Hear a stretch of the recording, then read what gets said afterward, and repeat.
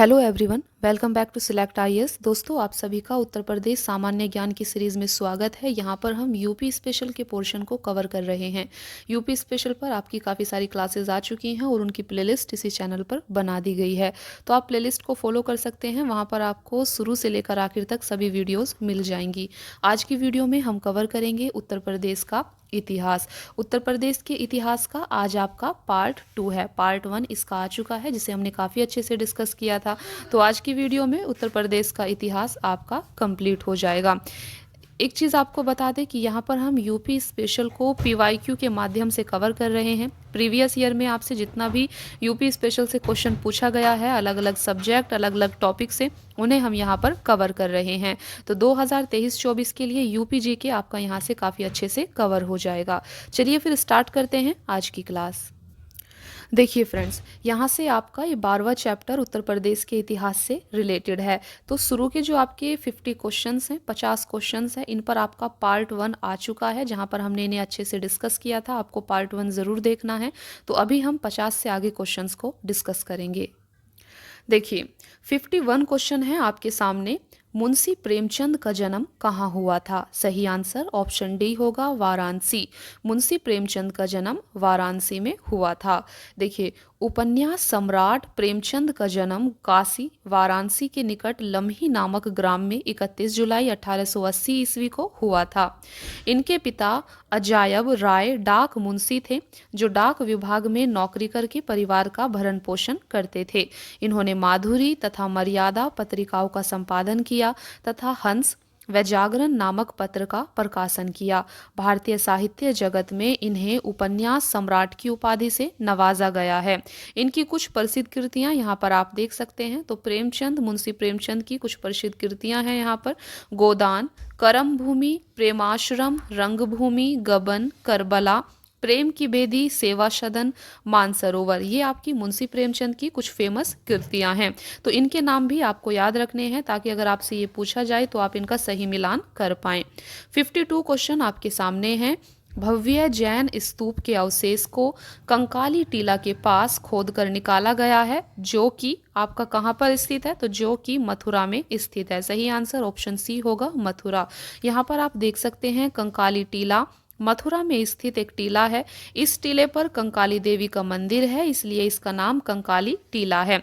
1890 से 91 में डॉक्टर फुहरर के नेतृत्व में यहाँ खुदाई हुई, जिसमें प्रसिद्ध भव्य जैन स्तूप प्राप्त हुआ था। 53 क्वेश्चन है आपका। प्रसिद्ध सूफी संत शेख सलीम चिश्ती की दरगाह उत्तर प्रदेश के, सही आंसर ऑप्शन सी है, फतेहपुर सीकरी में है। आपको इसे याद रखना है। प्रसिद्ध सूफी संत थे आपके शेख सलीम चिश्ती। तो शेख सलीम चिश्ती की दरगाह फतेहपुर सीकरी में है। देखिए, प्रसिद्ध सूफी संत शेख सलीम चिश्ती अजमेर के ख्वाजा मोइनुद्दीन चिश्ती के पौत्र थे। सूफी संत शेख सलीम चिश्ती की दरगाह उत्तर प्रदेश के फतेहपुर सीकरी, आगरा के समीप में स्थित है। यहाँ पर अकबर द्वारा पंचमहल, बुलंद दरवाजा आदि प्रसिद्ध इमारतें बनवाई गई हैं। चलिए देखते हैं नेक्स्ट क्वेश्चन। 54 क्वेश्चन आपके सामने है। 6वीं शताब्दी ईसा पूर्व के दौरान मथुरा के आसपास के क्षेत्र को कहा जाता था। सही आंसर ऑप्शन सी होगा, सूरसेन। तो यहाँ पर आप देख सकते हैं 6वीं शताब्दी ईसा पूर्व के दौरान मथुरा के आसपास के क्षेत्र को सूरसेन कहते थे। इसकी राजधानी मथुरा थी। यहाँ पर आप देख सकते हैं मत्स्य आपका राजस्थान, इसकी राजधानी क्या थी? विराटनगर। मत्स्य की राजधानी विराटनगर थी। पांचाल की राजधानी अहिछत्र थी और अंग की राजधानी चंपा थी। अंग कहाँ है आपका? ये बिहार में है। पांचाल आपका बरेली में है, तो इन्हें आपको ध्यान रखना है। 55 क्वेश्चन आपके सामने हैं। उत्तर प्रदेश में पहली बार 1887 में प्रकाशित होने वाले दैनिक समाचार हिंदुस्तान के संपादक कौन थे? सही आंसर ऑप्शन सी होगा, मदन मोहन मालवीय। तो फ्रेंड्स, यहाँ पर आपको याद रखना है, उत्तर प्रदेश में पहली बार 1887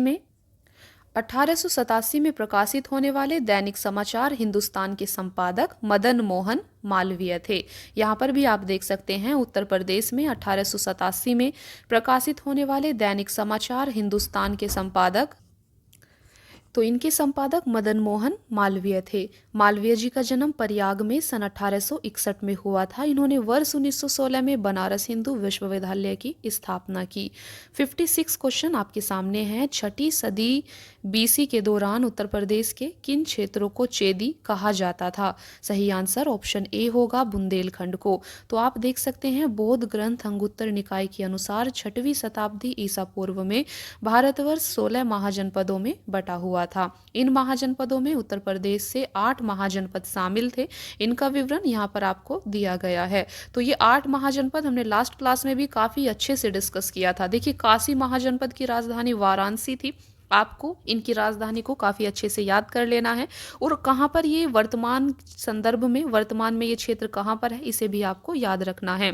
दूसरा महाजनपद वत्स था, जो आपका यूपी में था, और इसकी राजधानी कौशाम्बी थी। तो आप देख सकते हैं इलाहाबाद के आसपास का क्षेत्र था।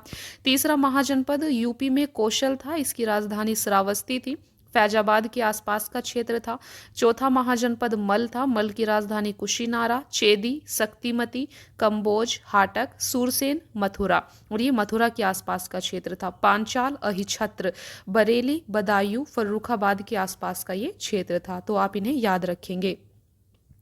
57 क्वेश्चन है। राजा हर्षवर्धन ने में भद्रविहार नामक ज्ञान के एक बृहद केंद्र की स्थापना की थी। सही आंसर ऑप्शन सी होगा, कन्नौज में। राजा हर्षवर्धन ने कन्नौज में भद्रविहार नामक ज्ञान के एक वृहद केंद्र की स्थापना की थी। हर्ष के दरबारी कवि बाणभट्ट थे, जिन्होंने हर्षचरित तथा कादम्बरी की रचना की है। हर्षवर्धन ने 3 संस्कृत नाटक ग्रंथों प्रियदर्शिका, रत्नावली तथा नागानंद की रचना की थी। तो ये काफी इंपॉर्टेंट है आपके लिए, आपको याद रखना है। राजा हर्षवर्धन ने कन्नौज में भद्रविहार नामक ज्ञान के एक वृहद केंद्र की स्थापना की थी। इसी के साथ यहाँ पर आपको याद रखना है हर्ष के दरबारी कवि कौन थे, तो ये आपके बाणभट्ट थे, और बाणभट्ट की रचनाओं के नाम आपको याद रखना है हर्षचरित और कादम्बरी, ये दोनों आपकी बाणभट्ट की रचनाएं थी। इसके अलावा हर्षवर्धन के 3 संस्कृत नाटक के नाम भी आपको याद रखने हैं। ये थे आपके प्रियदर्शिका, तो प्रियदर्शिका की रचनाकार कौन है? हर्षवर्धन।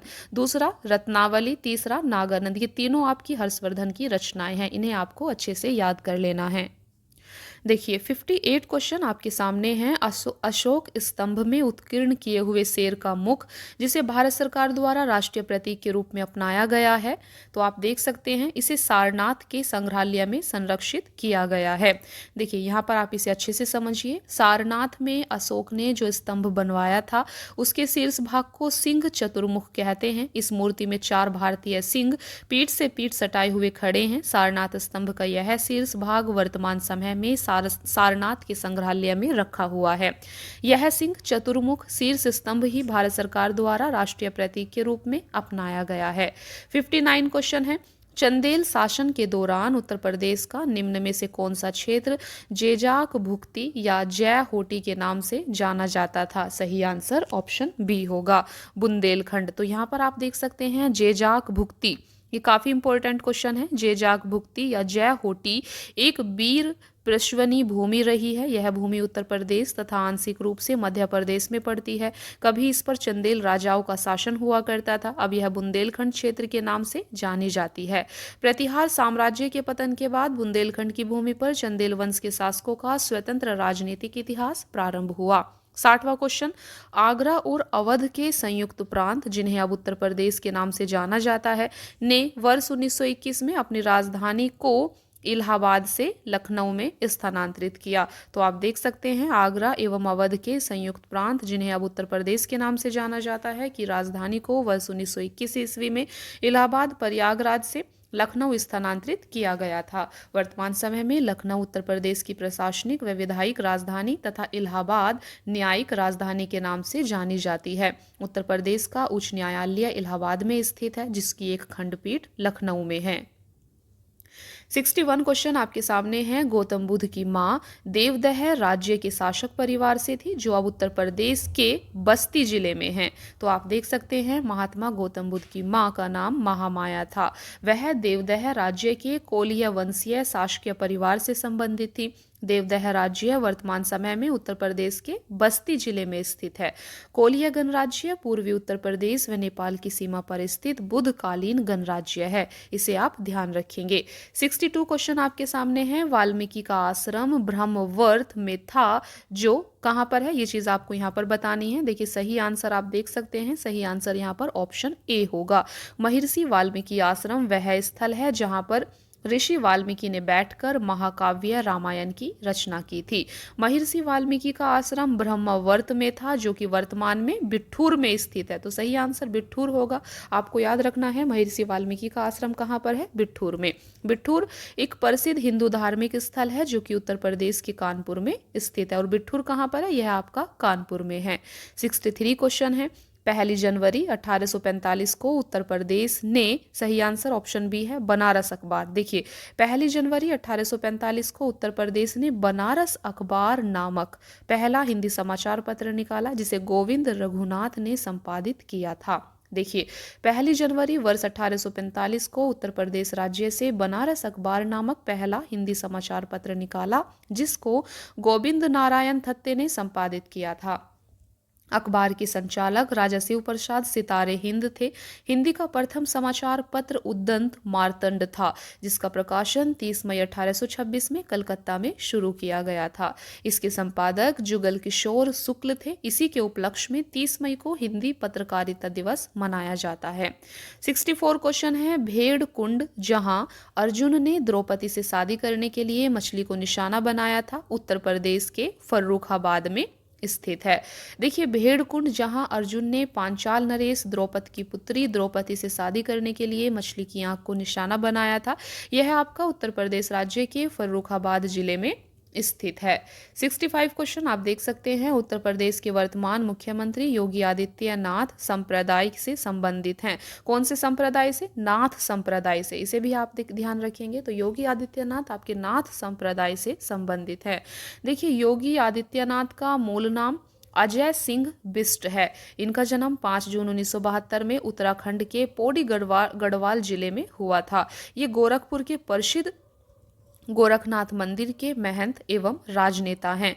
वर्तमान में उत्तर प्रदेश के 21वें मुख्यमंत्री हैं। ये हिंदू युवाओं के सामाजिक सांस्कृतिक राष्ट्रवादी समूह हिंदू वाहिनी के संस्थापक भी हैं और इनका संबंध नाथ संप्रदाय से है। तो यहाँ पर आप देख सकते हैं। 66 क्वेश्चन आपका है। सूफी कवि अमीर खुसरो का जन्म उत्तर प्रदेश के, सही आंसर ऑप्शन सी है, एटा जिले में हुआ था। सूफी कवि अमीर खुसरो का जन्म 1253 ईस्वी में उत्तर प्रदेश के एटा जिले के पटियाली नामक ग्राम में हुआ था। इन्हें तबला और खड़ी बोली का आविष्कारक माना जाता है। इन्होंने 8 सुल्तानों का शासन स्वयं देखा था। 67 क्वेश्चन आप देख सकते हैं। बहू बेगम का मकबरा उत्तर प्रदेश के कौन से जिले में स्थित है। तो फ्रेंड्स इसका सही आंसर ऑप्शन डी होगा। बहू बेगम का मकबरा उत्तर प्रदेश के फैजाबाद जिले में स्थित है। इसका निर्माण नवाब सुजाउद्दौला ने अपनी प्रिय बेगम उम्तुजहुर उफ बहू बेगम की याद में करवाया था। 68 क्वेश्चन है। उत्तर प्रदेश के निम्न में से किस जिले को नवाबों का शहर भी कहा जाता है। सही आंसर ऑप्शन बी होगा, लखनऊ। उत्तर प्रदेश की राजधानी लखनऊ को नवाबों का शहर के नाम से भी जाना जाता है। लखनऊ के वर्तमान स्वरूप की स्थापना नवाब आशफउद्दौला ने 1775 ईस्वी में की थी, जो ब्रिटिश काल में अवध की राजधानी रही। लखनऊ अपनी खास नजाकत और तहजीब वाली बहुसांस्कृतिक दशहरी आम के बागों तथा चिकन के लिए जाना जाता है। 69 क्वेश्चन। उत्तर प्रदेश में किस धर्म के अनुयायी सबसे कम हैं। सही आंसर ऑप्शन सी होगा, पारसी धर्म। उत्तर प्रदेश में पारसी धर्म के अनुयायियों की जनसंख्या सबसे कम है। उत्तर प्रदेश में धार्मिक समुदाय और उनकी जनसंख्या का प्रतिशत कुछ इस प्रकार है।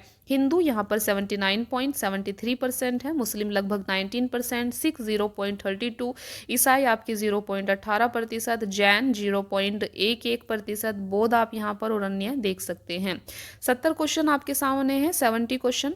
14वीं शताब्दी की प्रसिद्ध मस्जिद, जिसे अटाला मस्जिद कहा जाता है, उत्तर प्रदेश के किस शहर में स्थित है। सही आंसर ऑप्शन सी होगा, जौनपुर। अटाला मस्जिद उत्तर प्रदेश के जौनपुर जिले में स्थित है। अटाला मस्जिद को सरकी राजवंश के इब्राहिम शाह सरकी ने 1408 ईस्वी में बनवाया था। अटाला मस्जिद सरकी स्थापत्य शैली का उत्तम नमूना है। 71 क्वेश्चन है आपका। अवध राज्य पर 1722 से 1856 तक मुस्लिम शासकों का शासन था। अवध पर शासन करते समय शासकों ने निम्न में से कौन सी उपाधि अपनाई थी? सही आंसर ऑप्शन सी होगा, नवाब की उपाधि। तो यहाँ पर आप देख सकते हैं अवध के शासक ने नवाब की उपाधि अपनाई थी। अवध की स्थापना स्वतंत्र राज्य के रूप में 1772 में शहादत खां बुरहान उल मुल्क ने की थी। अवध का अंतिम नवाब वाजिद अली शाह था। 1856 में लॉर्ड डलहौजी ने अवध को ब्रिटिश शासन के अधीन कर लिया। 72 क्वेश्चन आप देख सकते हैं, उत्तर प्रदेश के किस शहर में ऐतिहासिक स्मारक जैसे बड़ा इमामबाड़ा और छोटा इमामबाड़ा स्थित है? तो आप देख सकते हैं इसका यहाँ पर सही आंसर ऑप्शन बी होगा। देखिए, उत्तर प्रदेश के लखनऊ शहर में ऐतिहासिक स्मारक बड़ा इमामबाड़ा और छोटा इमामबाड़ा स्थित है। तो ये कहाँ पर है? तो ये आपके लखनऊ शहर में है। इसे भूल भुलैया भी कहते हैं। बड़ा इमामबाड़ा आसफुद्दौला ने बनवाया था। इसमें आसिफी मस्जिद भी है जहाँ पर गैर मुस्लिमों का प्रवेश वर्जित है। मस्जिद परिसर के आंगन में 2 ऊंची ऊंची मीनारें भी हैं। 73 क्वेश्चन, रामायण के रचयिता वाल्मीकि का आश्रम निम्न में से कहाँ पर स्थित है? सही आंसर ऑप्शन बी होगा, ब्रह्मावर्त में। रामायण के रचयिता कवि वाल्मीकि का आश्रम चित्रकूट में स्थित है, जिसे प्राचीन काल में ब्रह्मावर्त कहा जाता था। तो चित्रकूट को प्राचीन काल में क्या कहा जाता था? ब्रह्मावर्त। इसे आप ध्यान रखेंगे। 74 क्वेश्चन, निम्न में से किसे शेर ए बलिया के नाम से जाना जाता था? सही आंसर ऑप्शन सी होगा, चित्तू पांडे। चित्तू पांडे भारत के स्वतंत्रता संग्राम सेनानी थे। उन्हें शेर ए बलिया के नाम से जाना जाता है। उन्होंने वर्ष 1942 में बलिया में भारत छोड़ो आंदोलन में महत्वपूर्ण भूमिका निभाई थी। 10 अगस्त 1942 को बलिया में स्थापित अस्थायी सरकार का नेतृत्व भी इन्होंने किया था। 75 क्वेश्चन है, अवध की रियासत से उस प्रसिद्ध योद्धा बेगम का नाम क्या है जिन्होंने 1857 के विद्रोह में अंग्रेजों के साथ होने वाली लड़ाई में भाग लिया था? सही आंसर ऑप्शन ए होगा, बेगम हजरत महल। यहाँ पर आप देख सकते हैं लखनऊ अवध में 1857 के विद्रोह का प्रारंभ 4 जून 1857 को हुआ था। उस समय अवध की रियासत की प्रसिद्ध योद्धा बेगम हजरत महल थी। इन्होंने अपने अल्पवयस्क बेटे बिरजिस कादिर को नवाब घोषित कर प्रशासन को खुद संभाल लिया और समानांतर सरकार की स्थापना की। अंत में सितंबर 1858 को कैंप वेल ने गोरखा रेजिमेंट की सहायता से लखनऊ पर पुनः अधिकार कर लिया था। 76 क्वेश्चन आपके सामने हैं, परमहंस योगानंद गिरी जिन्होंने पश्चिम को योग के ज्ञान से परिचित किया का जन्म आपका गोरखपुर में हुआ था। देखिए, परमहंस श्री योगानंद गिरी का जन्म 5 जनवरी 1893 को गोरखपुर उत्तर प्रदेश में हुआ था। श्री योगानंद 20वीं सदी के एक प्रसिद्ध आध्यात्मिक गुरु, योगी तथा संत थे। इन्होंने पश्चिम में योग दर्शन की शिक्षाओं के प्रसार के साथ साथ अपने अनुयायियों को क्रिया योग उपदेश दिया तथा पूरे विश्व में इसका प्रचार प्रसार भी किया था। 77 क्वेश्चन, वर्ष 1857 के विद्रोह में कानपुर के नेता कौन थे? तो फ्रेंड्स, यहाँ पर आपको बताना है कि वर्ष 1857 के विद्रोह में कानपुर के नेता कौन थे। 4 ऑप्शन आपको यहाँ पर दिए गए हैं। तो इसका सही आंसर ऑप्शन सी होगा, नाना साहेब। यहाँ पर आप देख सकते हैं वर्ष 1857 के विद्रोह में कानपुर के नेता नाना साहेब थे। वर्ष 1857 के भारतीय विद्रोह, जिसे प्रथम भारतीय स्वतंत्रता संग्राम सिपाही विद्रोह के नाम से जाना जाता है, इस विद्रोह के विभिन्न राजनीतिक, आर्थिक, धार्मिक, सैनिक तथा सामाजिक कारण बताए जाते हैं। यह ईस्ट इंडिया कंपनी के खिलाफ प्रथम व्यापक विद्रोह था। इस विद्रोह के कुछ भारतीय नेता रानी लक्ष्मीबाई, कुंवर सिंह, बहादुर शाह, नाना साहिब और बेगम हजरत महल थी। देखिए, इन्हें आपको यहाँ पर ध्यान रखना है। इस विद्रोह के कुछ भारतीय नेता, रानी लक्ष्मीबाई कहाँ से थी? ये आपकी झांसी से थी, बिहार से कुंवर सिंह थे, दिल्ली से बहादुर शाह थे और कानपुर से नाना साहिब थे और लखनऊ से बेगम हजरत महल ने इसका नेतृत्व किया था। तो इन्हें आपको इस प्रकार से याद रखना है। 78 क्वेश्चन आपका है, इखलास खान का रोजा मकबरा उत्तर प्रदेश के निम्न में से किस जिले में स्थित है? सही आंसर ऑप्शन डी होगा, बदायूं। देखिए, इखलास खान का रोजा मकबरा उत्तर प्रदेश के बदायूं जिले में है। नवाब इखलास खान की बेगम ने अपने शोहर की याद में मकबरे का निर्माण कराया था, जिसे इखलास खा के रोजा के नाम से जाना जाता है। इस मकबरे का निर्माण 1094 ईस्वी में कराया गया था। इस मकबरे की लंबाई 152 फुट और चौड़ाई 150 फुट है। 79 क्वेश्चन आपके सामने है। सारनाथ वह पवित्र स्थान है जहां भगवान बुद्ध ने अपना पहला उपदेश दिया था। वह निम्नलिखित किस शहर के बहुत नजदीक स्थित है? सही आंसर ऑप्शन डी होगा, वाराणसी। तो यहाँ पर आप देख सकते हैं सारनाथ वह पवित्र स्थान जहां भगवान बुद्ध ने अपना पहला उपदेश दिया था। वर्तमान में सारनाथ वाराणसी शहर के निकट स्थित है। महात्मा बुद्ध ने ज्ञान प्राप्ति के पश्चात अपने मत का प्रचार प्रारंभ किया तथा अरुवेला से वे सबसे पहले ऋषि पत्तनम सारनाथ आए। यहाँ उन्होंने 5 ब्राह्मण सन्यासियों को पहला उपदेश दिया।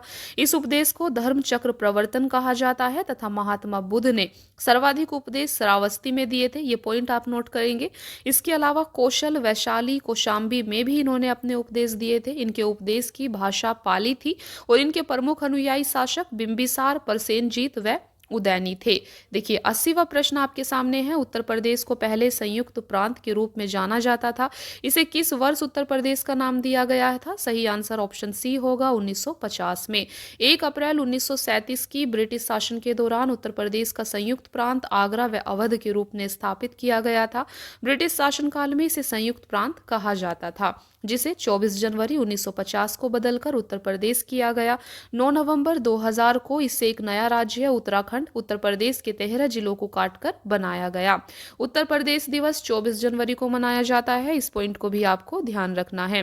तो फ्रेंड्स यहाँ पर आप देख सकते हैं उत्तर प्रदेश का इतिहास यहाँ पर आपका समाप्त हो जाता है। अभी जो नेक्स्ट चैप्टर आपका होगा, यहाँ पर हम उत्तर प्रदेश की कला, संस्कृति, नृत्य, मेले, उत्सव और स्थापत्य कला के बारे में बात करेंगे। तो आज आपका यूपी हिस्ट्री कंप्लीट हो जाती है। आई होप कि आपको आज की क्लास पसंद आई होगी। Thank you so much friends for watching the class. Keep watching, please like, share and subscribe. Thank you.